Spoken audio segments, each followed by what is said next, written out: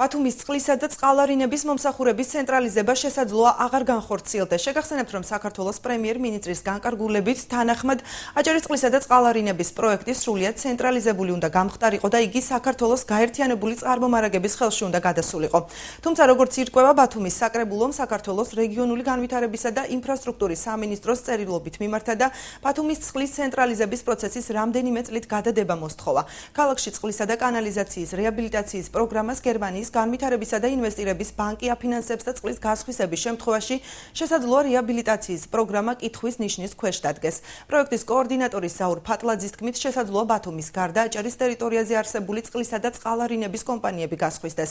საქართველოს რეგიონული განვითარების სამინისტროს ინფორმაციით, მინისტრი გაერთიანებული წყალმომარაგების კომპანიის დირექტორთან ერთად KfW-ს წარმომადგენლებთან მოსალაპარაკებლად გერმანიაში იმყოფება.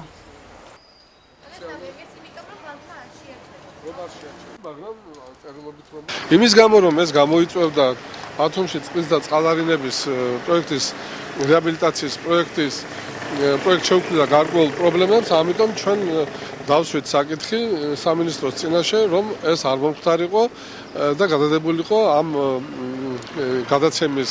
გადაცემა პროექტის დამთავრების შემდეგ მომხდარიყო. ბანკს უნდა რომ შენარჩუნდეს ის მდგომარეობა, რაც არის დღემდე. ანუ წყლის კომპანია დარჩეს როგორც იყო მუნიციპალური საწარმო და ასევე პროექტის მართვა განახორციელოს ბათუმის მერიამ, როგორც ეს აქამდე იყო.